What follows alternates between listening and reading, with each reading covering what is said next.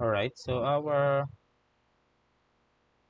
last topic for BES 026 is called the kinetics of a particle for work and energy. So ngayon, pag-uusapan naman natin is by how much work can a force, okay, do on an object. So paano ba natin masasabi yon?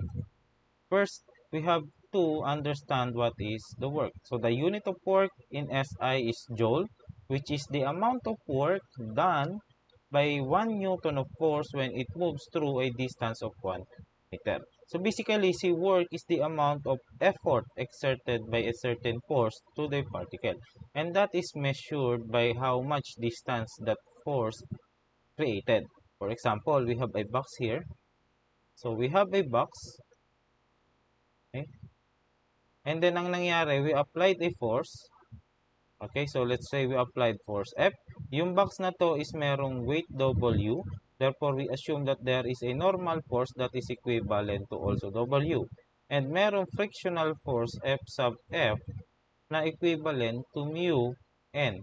Alright? And despite this frictional force, na-move niya, for example, yung box at a distance of 3 meters. Okay? Therefore, there is a work done. May ginawa. Okay? So, yung effort ng force F to move the box is not equivalent to 0. Okay? We are measuring the effort or the amount of effort. Ano mo ba except sa work? Wala akong maisip na other term. Okay? See, the amount of effort. So, in this case, if we want to solve for the work Q, that would be the force, the net force acting on the direction of the motion multiplied by the distance it successfully moved the load. Okay? So, this is the general condition for the work. Alright.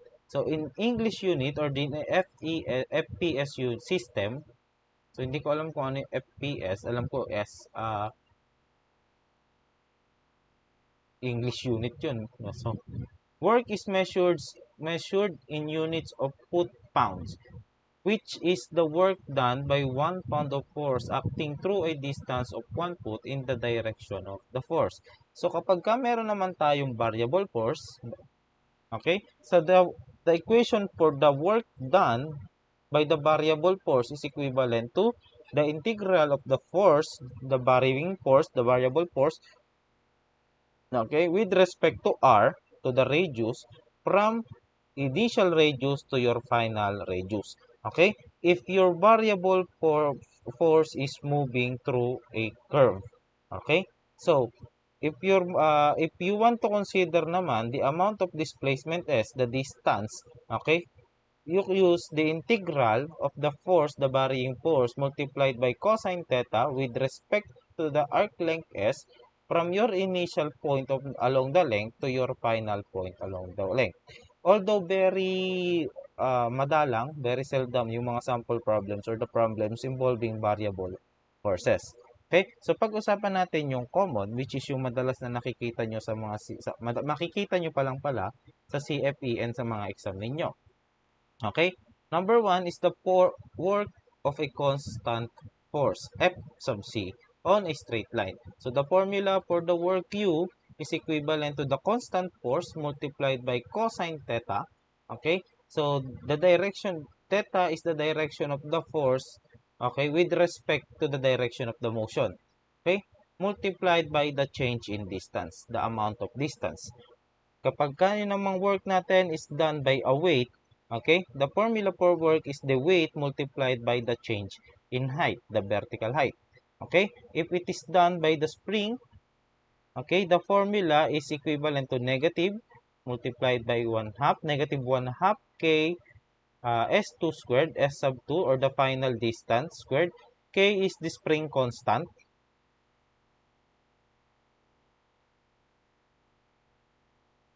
Minus 1/2 k multiplied by, this is S1, sorry, my bad, S1 squared. So, a mistake in sign can be avoiding when applying this equation if one simply notes the direction of the spring. So, this is for the spring force acting on the particles and compares it with the sense of direction of the displacement of the particle. If both are in the same sense or in the same direction, positive work results. Okay? If they are opposite in direction, the work is negative.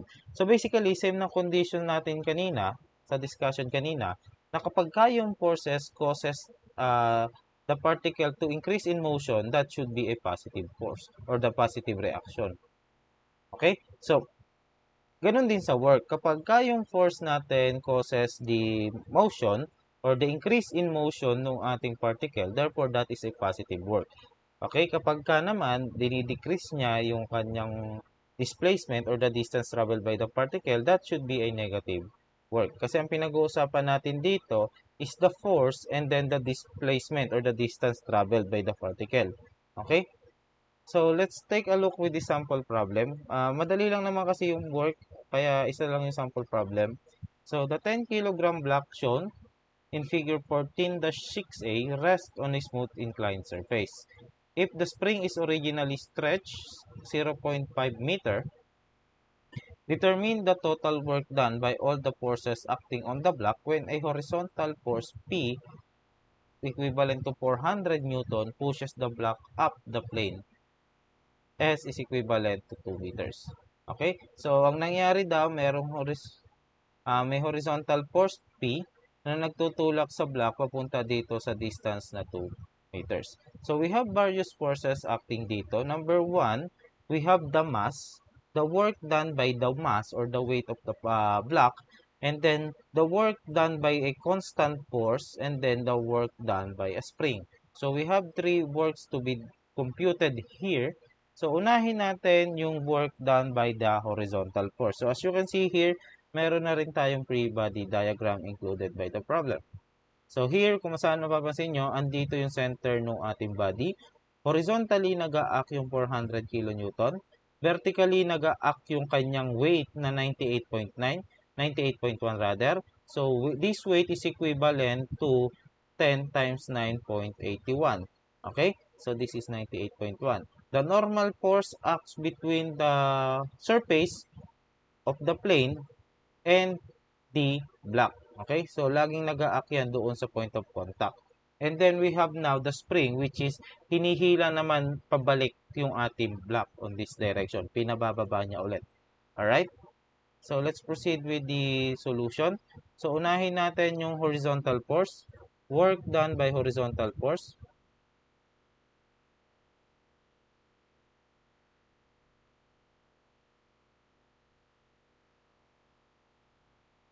So, the formula for that is FC cosine theta times S. So, susundin naman nating plane ngayon is actually the direction of the motion. Always follow the direction of the motion. So, the formula should be the work done by the horizontal force P is equivalent to the force P cosine theta times S2 minus S1.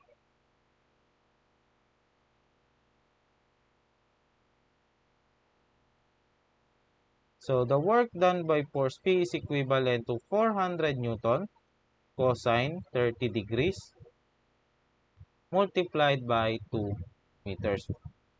Okay? 2 meters is the S2 while we assume that this is 0. Okay? So, the work done by the force P, the horizontal force P, is equivalent to 400 cosine 30 multiplied by 2 or 692.82 joules. 692.82.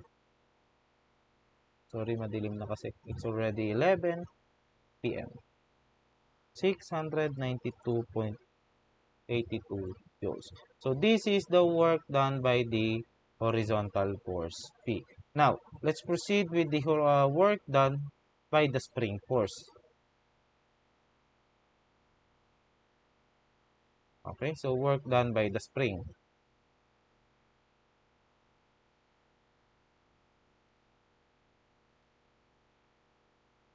Say U sub S. So, U sub S by formula is equivalent to negative 1/2. Binigay sa atin yung spring constant, ano? Negative times 1/2 K S2 squared minus K S1 squared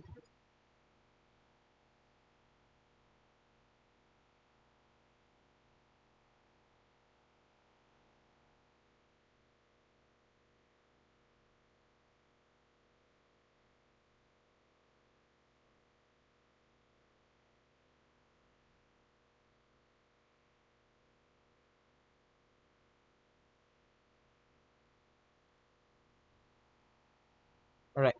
So, sabi sa atin ng problem, meron daw tayong value ng S1. So, sabi dito that is 0.5 meters. So, by substitution, we have now 1 half. Okay. Multiplied by K, we have 30 Newton meter. Multiplied by S2, our S2 is equivalent to 2.5 meters. Sir, bakit 2.5? Kasi sabi, initially, meron tayong 0.5 dito. Okay? So, the distance is 2.5 meters squared. Minus, wala yung 1 half dito. 1 half ulit ng 30 Newton per meter multiplied by the distance of 0.5 meter squared. This is now the work done by the spring. Okay, so compute natin. Negative 15 times 2.5 squared minus 15.5 squared. Negative 90 joules. So, mapapansin nyo, negative yung nakuha natin value because the spring wants to pull back the particle while the particle is moving on this direction or the box is moving on this direction. Okay? So, kinokontra niya yung motion, kaya siya negative. And then, lastly, we have the work done by weight or the mass.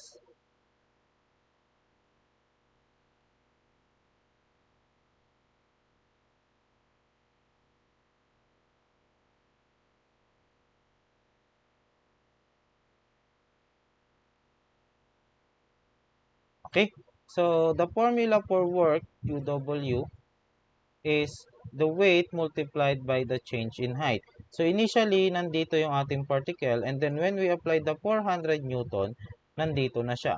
So, the work done is equivalent to the weight of the particle which is 98.1 Newtons multiplied by the change in height. From here to here, measured on the vertical. Okay? So, dito, which is 2 sine 30 degrees. Wala ito. This is 2 sine 30 degrees. Your UW now is 98.1 times 2 sine 30. Or that is 98.1. 98.1 Newton. Okay. But we all know na yung weight ng body, itong weight na to actually opposes or kinokontra niya yung pagtaas ng ating block. Okay? Therefore, we can say that our mass or the work done by the weight or the mass is also negative. And the unit is joule, not Newton. So, we have now the works done. Therefore, if we want to determine the total amount of work done on this block, we just have to do or to sum all the works, and that would be UP plus US plus UW, and that is equivalent to 698 92.82 692.82 joules plus yung ating US which is negative 90 joules, okay, plus negative 98.1 joules, which is the work done by the mass. Therefore, the summation of all the work done on this particle or on this body is equivalent to 692.82 minus 90. 692.82 minus 90 minus 98.1 or 504.72 joules. This is the total amount of work done by that horizontal force, 400 kilonewton, the spring, and the mass of the particle. Okay, so that's it for this sample problem. We can now proceed with our next topic, which is the principle of work and energy. Okay?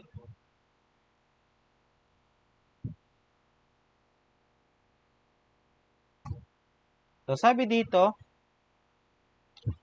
the sum of all the work daw from point 1 to point 2 is equivalent to the 1/2 mv2 squared minus 1/2 mv1 squared. Okay? So, saan ba ito nanggaling? So, using this formula actually, saan na ba yun?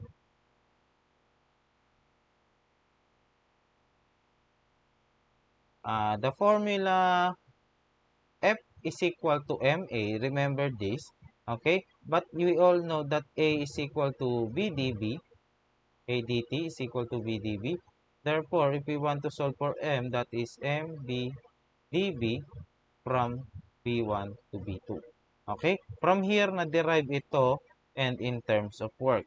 Okay? So, medyo ma-tedious yung derivation. So, hindi na lang muna, i-skip muna natin para mabilis ang discussion. Okay? So, where our 1 half mv squared is called kinetic energy denoted by T or sometimes in the other book denoted by K sub Ke. Okay? And this sigma U 1 sub 1 dash 2 is the sum of the all work done by the forces from point 1 to point 2. Ito yung kinompute natin kanina. So, nadagdag lang dito is the energy.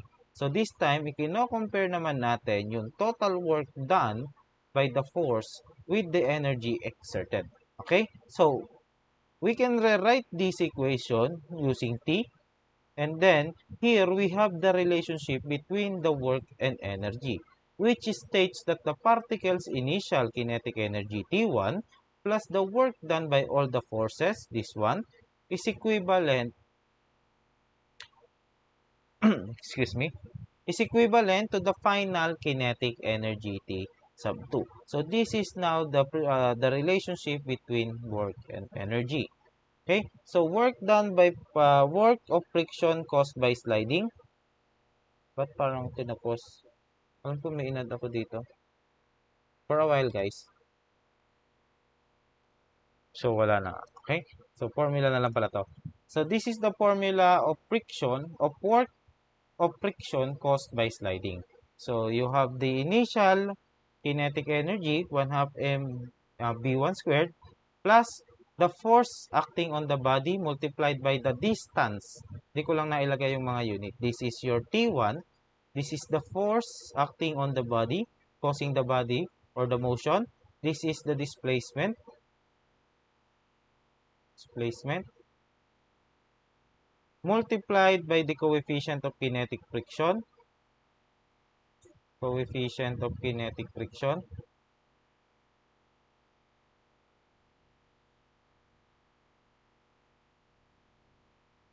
multiplied by the normal force multiplied by the displacement, and that should be equivalent to T2, which follows the relationship or the principle of work and energy, which the kinetic energy plus all the work done, okay, to attain the displacement na to equal to our kinetic energy. So let's proceed with our first sample problem. Ang sabi dito sa unang sample problem natin ay 3,500 pounds automobile shown in figure 14-10A travels down an incline of 10 degrees at a speed of 20 feet per second. If the driver jumps the brake causing his wheels to lock, determine how far S, the displacement S, the tire skids on the road. The coefficient of the kinetic friction between the wheel and the road is equivalent to 0.5. Right?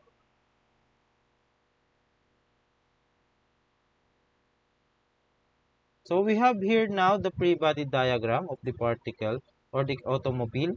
Okay? So the direction of motion is along here. Andito yung ating acceleration.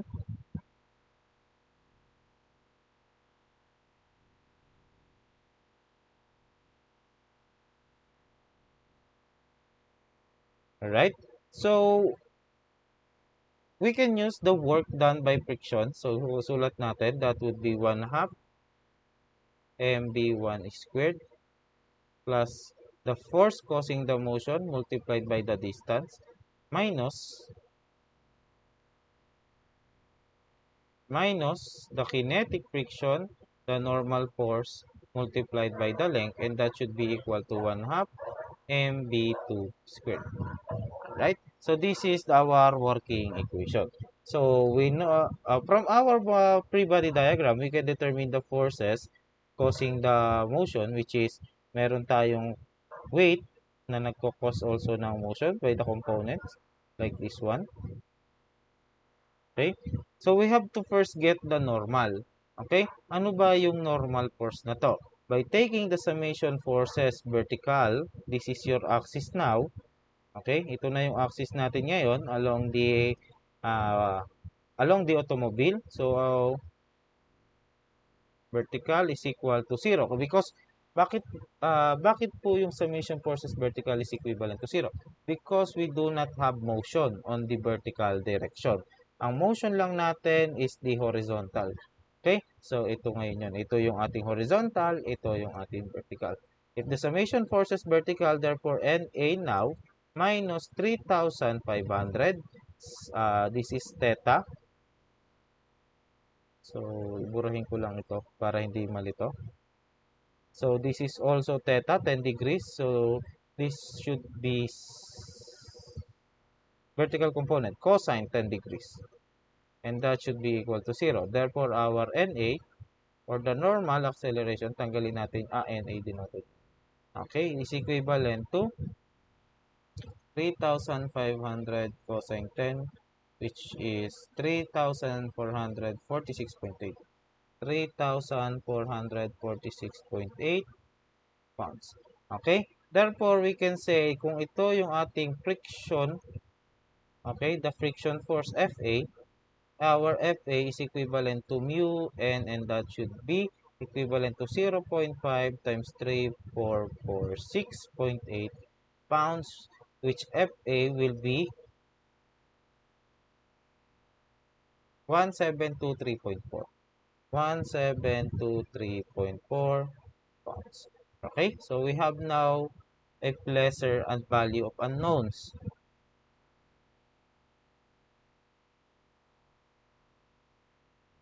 Okay, so using the principle,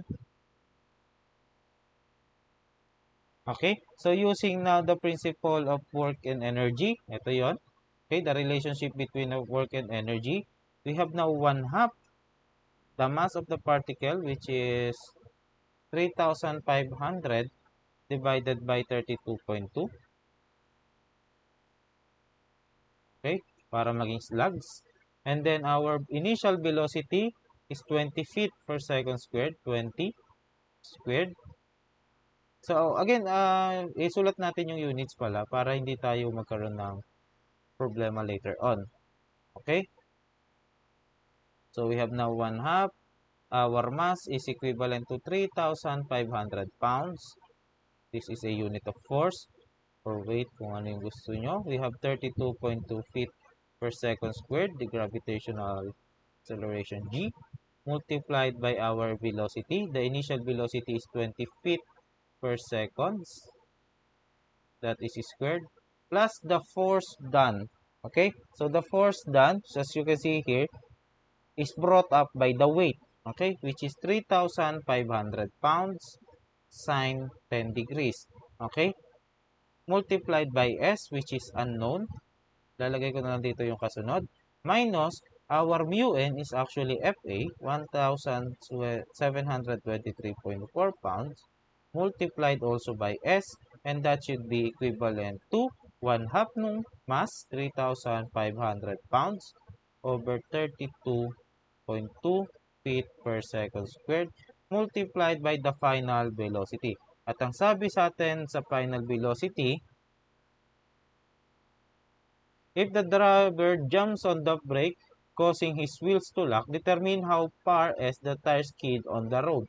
Okay, so nagpreno. Therefore, we assume that the final velocity is 0 or huminto yung ating sasakyan. Alright?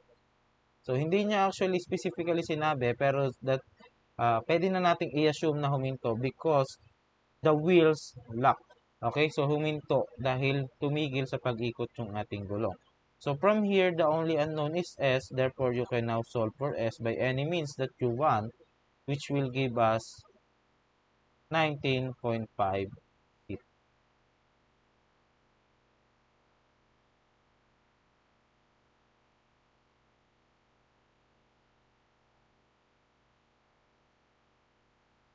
This is your answer for sample problem number. For sample problem number 3, sabi dito, for a short time, the crane in figure 14-11A lifts a 2.5 megagrams beam with a force of F is equivalent to 28 plus 3s squared kilonewton. Determine the speed of the beam when it has risen S is equal to 3 meters. Also, how much time does it take to obtain this height starting from rest? So, medyo komplikado to. Medyo komplikado because the forces acting here is not constant. This is a type of a varying forces. Okay, so to solve this, first we write the equation of the work and energy. Okay, that should be 1 half mv1 squared, okay, plus the sum of all the work u 1 to 2 equals to 1 half minus mv2 squared. Hindi na natin pwedeng gamitin yung ginamit natin kanina na may coefficient of kinetic friction or coefficient of static friction. Alin man sa dalawa, basta may coefficient of friction. Because there is no friction acting on this body. Okay? So, libre siyang makakagalaw up and down. At ang sabi sa atin daw ng problems is umangat yung ating body at a distance of 3 meters. And the value of our force is given to us by the equation 28 plus 3s squared. By this function rather. Okay? So, ang hinahanap sa atin is to determine the velocity at 3 meters and then the time to reach the 3 time at S is equivalent to 3 meters. Okay, so starting from rest. Kung starting from rest yan, therefore our V1 is equivalent to 0 and our S1 is also, we do not know but that we assume we can say that that is equivalent to 0. Okay, if V1 is equivalent to 0, therefore the sum of all the work done from 0 to 3 is equivalent to 1 half mv2 squared. V2 is unknown, we have the mass, we have to provide the work done. Ano-ano ba yung work done? Unahin natin yung work done by the force. By force F. So the work done by force F from 0 to 3 is equivalent to the integral of the force multiplied by ds from 0 to 3. And that would give us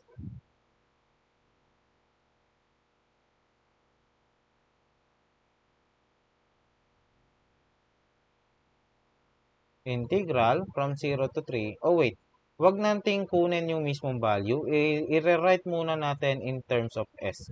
Okay? So, isulat muna natin siya in terms of S. 28 plus 3S squared ds.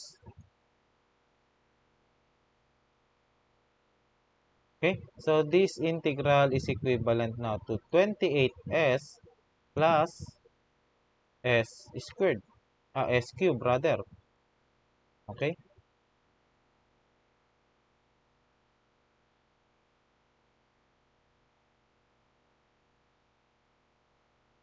And this is in kilonewtons. Okay? Or joules. Kilojoules. So, multiply natin ito ng times 10 to 3 joules. Ayan. So, this is the work done by our force F. Balikan natin Okay? So, unahin natin kunin is the work done by the force F. So, in our case, let's say that is U sub F from 0 to 3. Lagyan natin ng U sub F na lang sa taas. Okay? This is the work done by the force from 0 to 3. Okay? Wherein our initial distances and the final distances. Pero instead of using the limit 0 to 3, isusulat natin siya in terms muna of an equation. 0 to S muna. Bakit? Kasi we have to find the time. Okay? And this is a varying forces or a varying velocity. Therefore, we have to integrate this or use derivative to get the value of time. So, mas maganda nakat in terms of equation siya para hindi natin siya uulitin sa pagsasolve. Okay? And then we have the work done by the weight. Done by weight. Say UW from 0 to 3. and that is equivalent to the weight multiplied by delta y. Okay? Now, your UW from 0 to 3 is equivalent. Our W, ito, binigay na, 2.5 megakilograms times 10 to 3 kilograms times 9.81, which will yield to an answer of 2.5, lagay na lang natin, 2.5 times 10 to 3 kg, and then multiplied by 9.81 para maging Newton, meters per second squared. And then multiplied natin sa change of y, which is 3 minus 0. This is now the work done due to weight from 0 to 3, 2.5 times 10 raised to 3. Okay, multiplied by 9.81 times 3. And the value is 73,575 joules. Okay, this is the work done by the weight.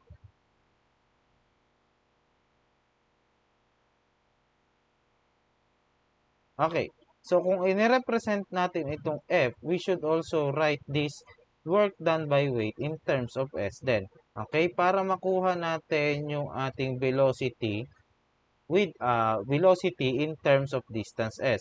So, instead of using 3, we will replace this by S, and then isulat natin to in terms of S, and we have 24,525 S joules. Okay? So, we have now the forces. We can now proceed with the work and energy equation. Okay? So, balik na tayo dito. The work done by the force is positive kasi along the direction of motion. So, you have 28S plus S cube. Okay? So, multiplied by 10 to the cube, multiplied by 1,000, minus, okay, the work done by the weight is opposite the motion, kaya siya negative, 24,525S. Okay? And that is equivalent to 1 half multiplied by the mass, that is 2.5 times 10 to 3 kilograms, okay, by B2 squared.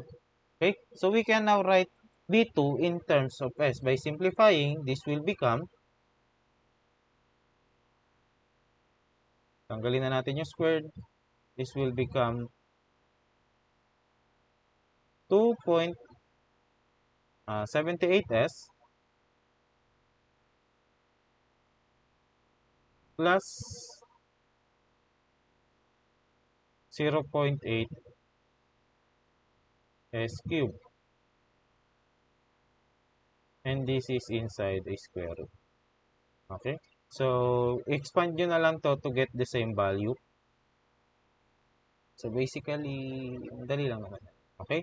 This is the value of our velocity in terms of distance S. Ngayon, at S is equivalent to 3 meters, you can now solve for the velocity of the particle, which will yield to an answer of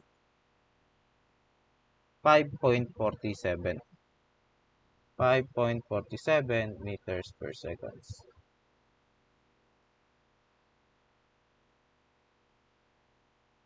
Alright? And then, if we want to get the time, so we have now velocity. If we want to get the time t, we have the formula velocity is equivalent to ds over dt. Therefore, the integral of dt is equivalent to, ano ba?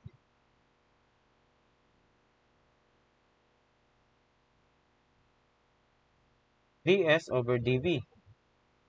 Okay? From 0 to time t, from 0 to 3 meters. Okay? So, this will become t is equivalent to the integral ng ds over square root of 2.78s plus 0.8 s cubed from 0 to 3. And this will yield to an answer of 1.79 seconds. So, these are your answers for this problem. Okay, so balikan natin yung kwento. Sabi dito, meron daw tayong crane na naglilip ng 2.5 megagrams or that is 2,500 grams na beam with a force that is varying given to us by the equation 28 plus 3s squared in kilonewtons. Okay? So sabi sa atin, determine daw the speed of the beam when it has risen 3 meters. Also, determine the time it takes to attain this height starting from rest. Okay? So, we have the energy equation. So, by giving the condition of the problem, ang sabi sa atin, the distance traveled by the beam is equivalent to 3 meters. We have the equation for the force. And ang sabi sa atin, the initial velocity is 0 because the beam started from rest. We also assume that the initial position of the beam is equivalent to 0. Okay, so we have to find the velocity at 3 meters and then the time at the distance s is equal to 3 meters. Okay, so since B1 is equivalent to 0, therefore, we can reduce the work and energy equations on this. Okay, so inisa-isa natin yung work done on the beam. Una, yung work done by the varying force F. Okay, which is equivalent to the integral of FDS. Sir, bakit po nawala yung cosine dito? Because the direction of the force is also the direction of the motion. Okay, so kung babalikan natin dito, ayun, nasobrahan. Ayun.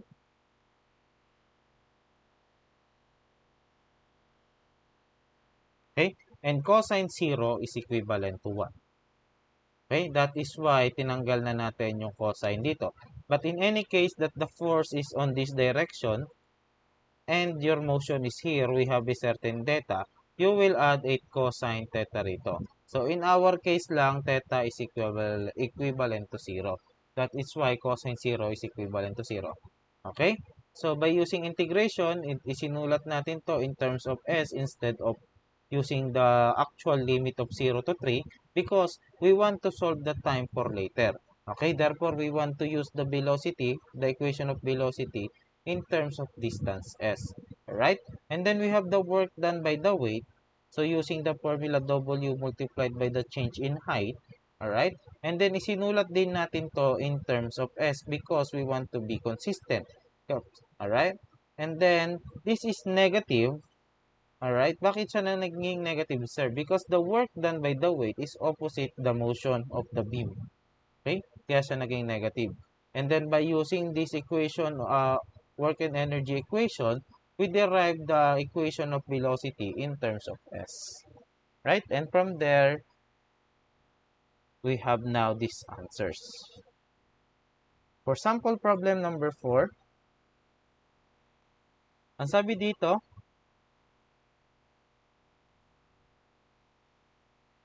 the platform P sub 1, a P shown in figure 14-12A has a negligible mass and is tied down so that a 0.4 meter long cords keep a 1 meter spring compressed 0.6 meter when nothing is on the platform. If a 2 kilogram block is placed on the platform and released from rest after the platform is pushed down 0.1 meter, determine the maximum height h of the block rises in the air measured from the ground.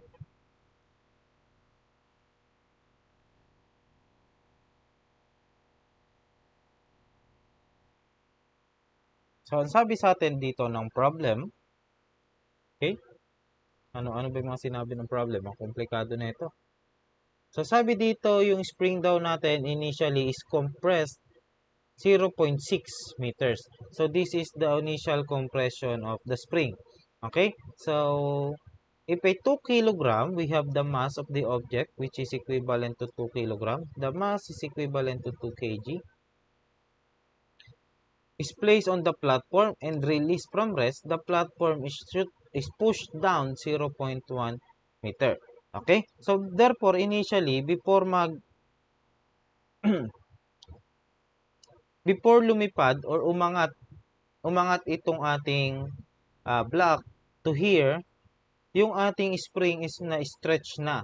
Okay? Or na-compress na. Okay? So, our initial compression of the string, therefore, the initial S of the spring is equivalent to 0.6, okay, nung wala pa yung block, plus yung another 0.1 meter nung nadagdag yung block, which will give us 0.7 meter. Okay? And our S2 is by the time na nirelease na yung block, syempre babalik na yung ating spring doon sa kaniyang original compression, which is equivalent to 0.6 meter. Okay? So, ang tanong sa atin is ano daw yung magiging height? Okay? Nung paglipad ng block. Okay? Nung nilagay natin yung block with mass of 2 kg, ipinrest down natin ng additional 0.1 meter yung spring and inirelease natin para lumipad yung block. Okay? So, the initial velocity is equivalent to 0 kasi nung ipinush natin, the block started from rest. And the final velocity, para ma-reach natin yung maximum height, which is, if this is x max, therefore the velocity here should be equal to 0. Okay? So, if the height is maximum, the velocity is equivalent to 0. So, we write now the work and energy equation, which will give us 1/2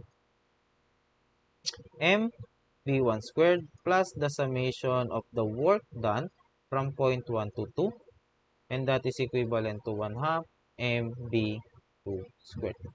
Okay? But we all know that the value of this is equivalent to 0 and this is equivalent to 0. Therefore, we can say that the summation of the work done from point 1 to point 2 is equivalent to 0. This is our point 1 and this is our point 2. Okay? So, ano-ano yung mga nagwo-work sa kanya? Meron tayo, syempre, yung force work done by the spring.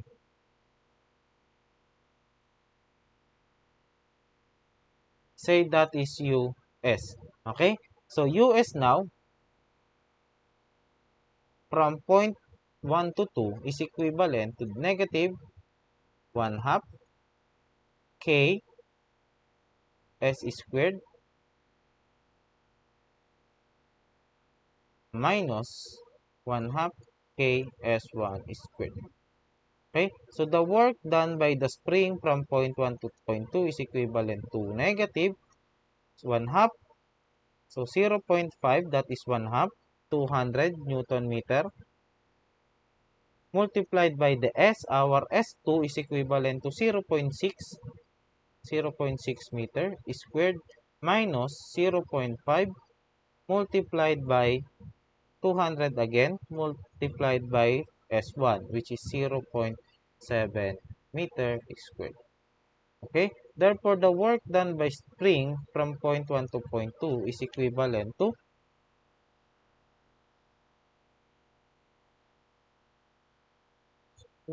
minus 100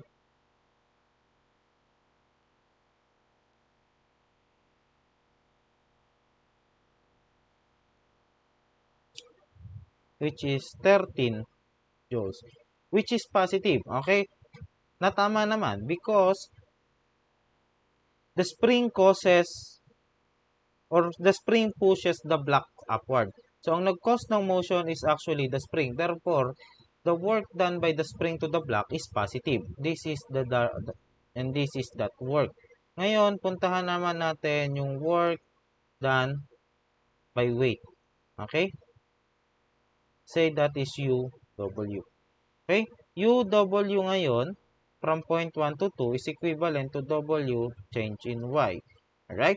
So, this will become, the value of our W is 2 kilograms, 2 times 9.81, and this will be in Newton, multiplied by the height, the final height minus the initial height. Okay? So, therefore, our UW1 from point 1 to 2 is equivalent to 19.62 H minus 3.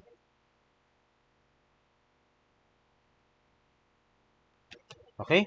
So, we have now the two works done doon sa ating block. Okay? So, pwede na tayong bumalik dito. So, balikan natin yung work energy equation natin. So, the summation of work should be equivalent to 0. Therefore, 13 joules. And the work done by the weight is negative, opposite the direction of motion. So, that would be 19.62 times H minus 3 equal to 0. From here, you can get the value of H equivalent to 0.963. 0.963 meters. Okay? And that is the answer for this problem. Check nga natin.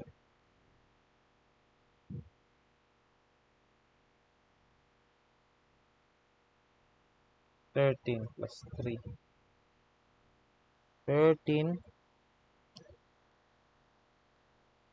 over 19.62.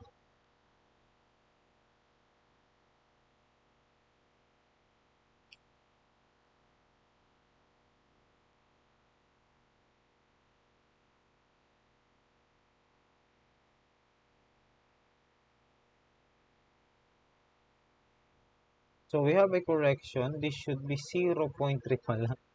Ayan. Ito pala. Nagtataka kasi ako bakit yung solution ko is hindi ko pala nailagay yung 0.3. So we have now 13 over 19.62. Kasi magtaka kayo, sir, bakit naging 0.963? Ayan. So sorry, my bad, my bad. Okay, so tama na. This is 0.3 according to this. Hindi ko yun naisulat dun sa aking solution. Okay, for the last sample problem, last na siguro to. Ayan, last na to. A 40 kilogram boy in figure 14-13A slides down the smooth water slide. If he starts from rest at A, determine his speed when he reaches B and the normal reaction the slide exerts on the boy at this position. Well, actually, similar to sa sinolve natin kanina. So, try natin ngayon. Okay? So, the work done is equivalent to 1/2 mv1 squared plus the summation of all the work done from points 1 to 2 is equivalent to 1/2 mv2 squared. Okay? So, sabi sa atin, ang mass natin is 40 kg. Alright? Sabi dito, he starts from rest. Therefore, our B1 is equivalent to 0. Ang tinatanong sa atin is BB, the velocity BB. Alright? And the normal reaction N. Yan yung mga hinahanap sa atin. So, again, we have here, first we have to determine the slope here. Okay? Para dun sa direction. So, the slope at that point. So, una, hanapin muna natin yung slope y prime. Okay? That is dy over dx ng equation na 0.075x squared. So, therefore, our slope is equivalent to 0.05 times 2. 0.075 times 2 0.15 0.15x. So, at x is equivalent to 0,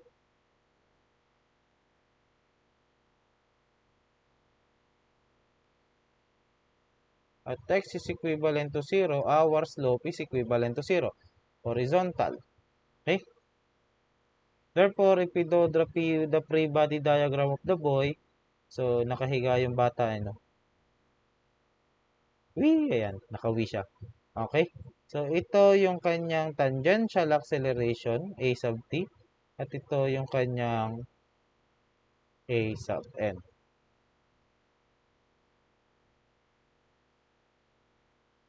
Okay? So, proceed muna tayo with the equation of the motion.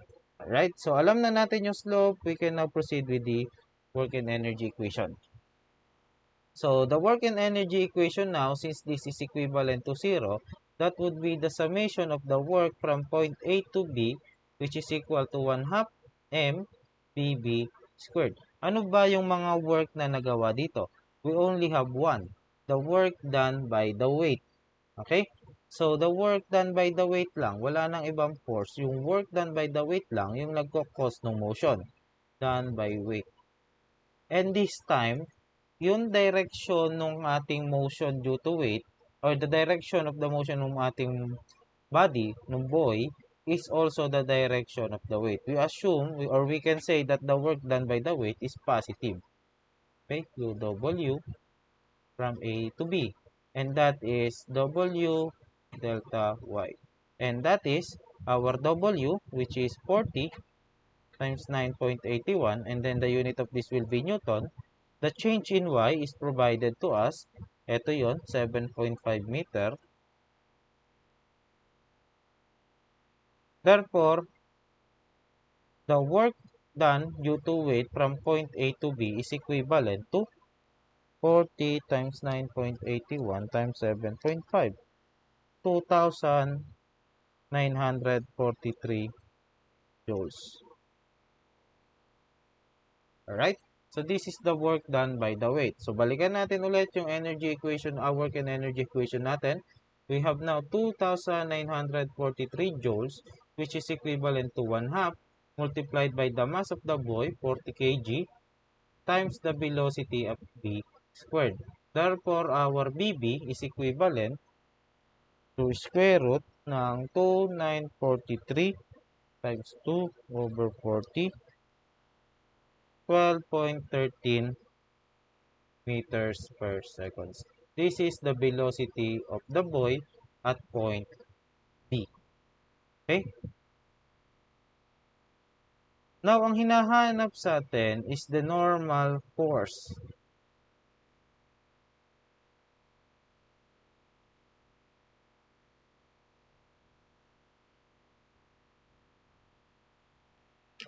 Okay? So, hinahanap sa atin yung normal force. Medyo tricky ulit. So, same lang nung naging approach natin kanina. If this boy has a weight, and then therefore, meron niyang normal force acting on the boy. Weight is equivalent to mg. Okay? So, if we take the equation of the motion dito, summation forces on the normal axis should be equivalent to ma. Alright? Ma normal. Okay? That is NB, the normal component of the force at point B, minus mg, and that is equivalent to m. The value of an is equivalent to b squared over rho. So this is b squared over rho. We have the value of b, we have the value of mg. The only missing portion of this is the value of the rho and nb.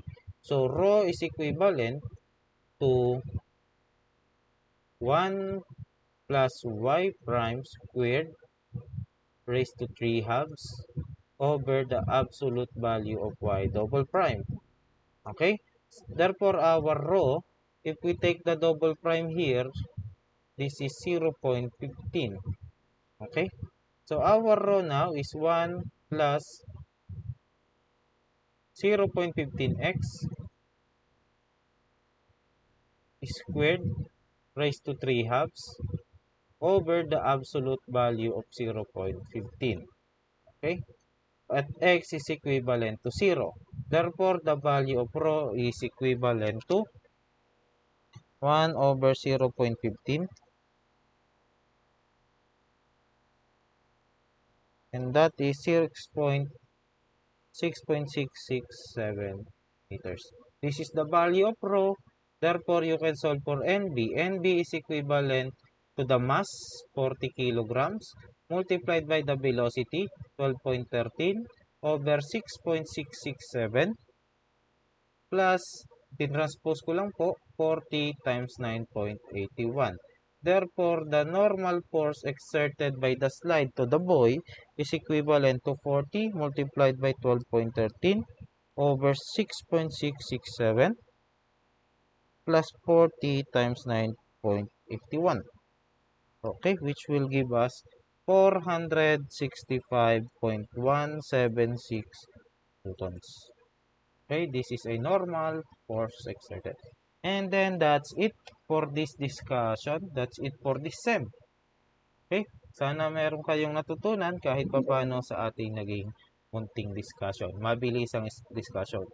Kung medyo disappointed sa naging turnout ng semester, I'm very sorry. We are bounded by time. So, kailangan po talagang madaliin lahat. Okay? So, that's it for our semester. The discussion for this semester. Be prepared for your examination on May 16. Your P2 examination is May 16. Your CFE is May 18. And your quiz is May 15. Again, I will repeat the dates. We will have a very long quiz on May 15. You will have your P2 examination on May 16, and then you will have your CFE on May 18. So, sa May 15, mayroon tayong 1 hour dito. So, I will announce na lang the schedule siguro by Sunday. Okay, kung anong oras. But be prepared. So, all the topic discussed ay magiging part ng quiz. We have the kinetics, okay? The kinetics of particle, the work and energy, the equation of motion, the relative motion of two particles, and then the absolute dependent motion. Actually, ito na lang palang tatlo. Okay? So, yung tatlong topic na yon yung magiging part, the relative motion of two particles, equation of motion, and then the kinetics of particles. So, madadali lang naman tandaan ng formula. Halos magkakamukha lang din. So, that's it for now. I will be uploading this tomorrow. Good night.